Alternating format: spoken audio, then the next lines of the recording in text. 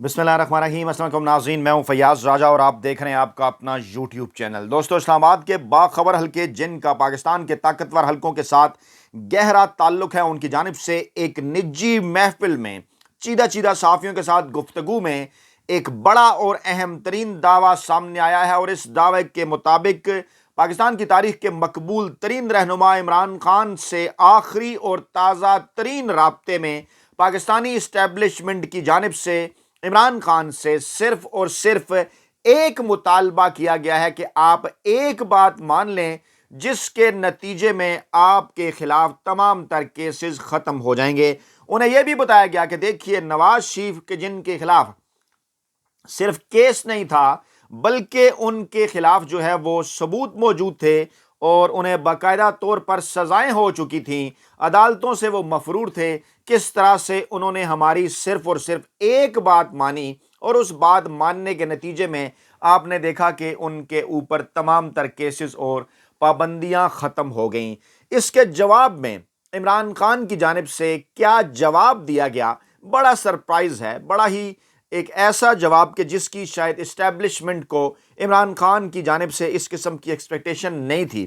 वो जवाब आगे चलकर आपके सामने रखते हैं और आपको बताते हैं कि इमरान खान का जवाब क्या था। लेकिन ये सारा माहौल क्यों कर पैदा हो रहा है, पाकिस्तान के अंदर इस वक्त नई सियासी सफबंदी क्यों चल रही है, और ख़ास तौर पर अपने पसंदीदा टीवी चैनल और पसंदीदा सहाफ़ियों के ज़रिए बार बार इस बात को क्यों दोहराया जा रहा है और कहा जा रहा है कि जनाब इलेक्शन हर सूरत जनवरी के आखिरी 10 दिनों के अंदर, आखिरी हफ्ते में, और अब तो उसके लिए 28 जनवरी की तारीख भी दी जा रही है। इसकी दो अहम तरीन वजूहात हैं। फिर नई सियासी सफबंदी, मौलाना फजल रहमान और पाकिस्तान तहरीक इंसाफ की कुर्बत, इसके साथ साथ पाकिस्तान पीपल्स पार्टी के हलकों की जानिब से इस किस्म के बयानात का आना कि उनसे गलती हो गई तरीके अदम एतमाद के अंदर जाकर, और फिर उसके बाद ये कहना कि इमरान खान के बगैर किसी किस्म का कोई इलेक्शन, उसके नताइज कोई भी कबूल नहीं करेगा। ये सारा माहौल, इसकी वजूहात हैं। चंद वो वजूहात आपके सामने रखते हैं। सबसे पहले तो आज छुट्टी के दिन अहम तरीन और बड़ी डेवलपमेंट ये हुई कि पाकिस्तान की इकानमी, जिसका पूरा दारोमदार पाकिस्तान के माफिया हैंडलर्स और सहूलतकारों ने अपने आप पर ट्रस्ट करने की बजाय मुकम्मल तौर पर आईएमएफ के दरवाजे पर छोड़ दिया है। आईएमएफ का वफ्द 2 नवंबर को पाकिस्तान का अहम तरीन दौरा कर रहा है। जी हाँ, ये बड़ी और अहम तरीन डेवलपमेंट है। इस पर शायद उस तरह से रवायती टीवी चैनल्स और अखबारात के अंदर बातें नहीं होती। इसकी कुछ वजूहात हैं, और वजूहात ये हैं कि इसको शायद सिर्फ एक ऐलान समझा गया उनकी जानिब से, लेकिन ऐसा, इस ऐलान के अंदर एक बड़ी और अहम तरीन खबर है और वो आपको चलकर आगे चलकर बताते हैं। और वो खबर, उसका ताल्लुक आईएमएफ के साथ होने वाले इस पीडीएम माफिया के उस मुआहदे का ताल्लुक है जब मुआहदा किया गया था आईएमएफ और पीडीएम के दौरान, जिसके नतीजे में पाकिस्तानी इकानमी को मुकम्मल तौर पर जो है वो वेंटिलेटर पर डालकर आईएमएफ के हवाले कर दिया गया था। उसके बाद आईएमएफ ने 3 किस्तों में करनी थी पाकिस्तान की मदद। अब आपको याद है कि आईएमएफ का वफ्द जहां दीगर सियासी जमातों से मिला था, वहां आईएमएफ के वफ्द ने पाकिस्तान तहरीक इंसाफ के सरबराह इमरान खान से भी मुलाकात की थी, और बल्कि तस्वीर बड़ी मशहूर हुई थी कि जिसमें इमरान खान को गायब कर दिया गया था और आईएमएफ के नुमाइंदे की तस्वीर जो है वो तो आ गई थी, और लोगों ने उसके ऊपर जो है वो एक, उसको कहते हैं ना कि सोशल मीडिया के ऊपर एक मीम्स की भरमार हो गई थी, और लत्ते लिए थे उन्होंने हैंडलर्स के, सहूलतकारों के और माफिया के। खैर, उस मुलाकात के अंदर वाज़े हो गया था कि आईएमएफ पाकिस्तान की मकबूल तरीन और सबसे बड़ी सियासी जमात के मकबूल तरीन सियासी रहनुमा इमरान खान से मुलाकात किए बगैर, उनको एतमाद में लिए बगैर पाकिस्तान के साथ मुस्तकबिल के हवाले से किसी किस्म का कोई मुआहदा नहीं करना चाहता। और उस मौका के ऊपर जब पाकिस्तान तहरीक इंसाफ ने इंतहाई समझदारी का सबूत देते हुए पाकिस्तान की इकानमी, क्योंकि ऐसी जगह पर मौजूद थी कि वहाँ एक हल्का सा झटका पाकिस्तानी मईशत को अथाह गहराइयों में गिरा सकता था, तो पाकिस्तान तहरीक इंसाफ और इमरान खान की जानिब से इंतहाई रैशनल अप्रोच के नतीजे में पाकिस्तानी अवाम, पाकिस्तानी इकानमी, पाकिस्तान के हवाले से अहम तरीन फ़ैसला किया गया। इमरान खान ने ना सिर्फ आईएमएफ से मुलाकात की बल्कि उन्हें यह भी कहा कि पाकिस्तान की इकानमी के हवाले से आप जो कुछ करने जा रहे हैं اس پر پاکستان تحریک انصاف کی تمام تر ریزرویشنز کے باوجود اگر آپ کے ساتھ کوئی معاہدہ ہوتا ہے ریاست پاکستان کا تو اس کی آگے چل کر نہ صرف پاسداری کی جائے گی، لیکن ساتھ ساتھ یہ بھی کہا گیا کہ جلد از جلد ہم کوشش کریں گے کہ خود کو IMF کے چنگل سے نکالیں۔ خیر، ہوا کچھ یوں تھا کہ IMF نے پاکستان کو پہلی قسط دینے کا وعدہ کیا PDM کی حکومت کے اندر۔ ذرا غور سے سنیے گا، بور نہیں ہونا، اس تمام تر معاملے کا تعلق ہے اس معاملے کے ساتھ جو کہ عمران خان کو تازہ ترین پیغام بھجوائے جانے کی اطلاعات ہیں کہ ایک بات مان جائیں۔ خیر،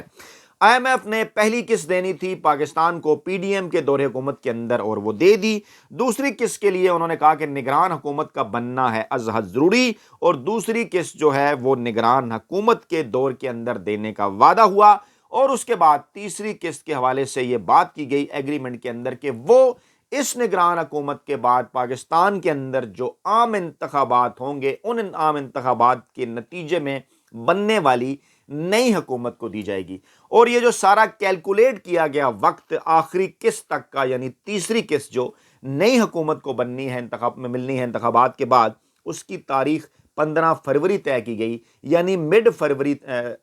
معاف کیجیے گا مارچ تک طے کی گئی کہ مارچ تک ہر صورت جو ہے وہ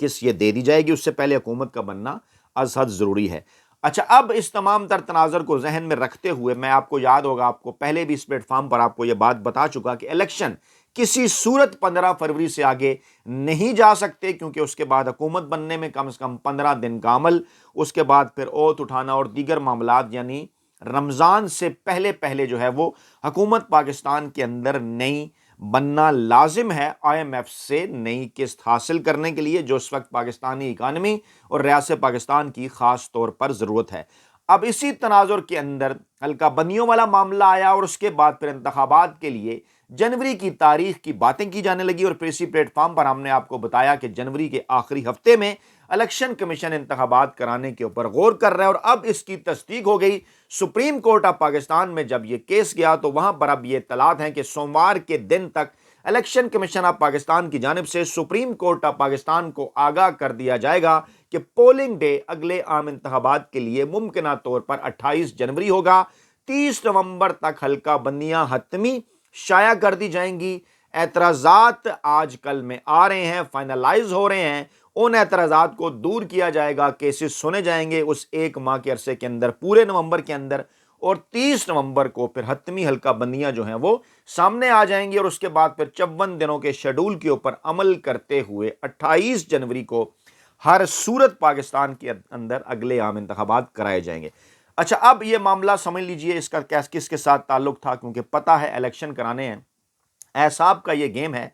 آخری دم تک، آج کے دن تک پاکستانی اسٹیبلشمنٹ مافیا اور سہولت کاروں کی جانب سے مسلسل پاکستان تحریک انصاف کو دیوار کے ساتھ لگا کر عمران خان کے خلاف درجنوں، بیسیوں، سینکڑوں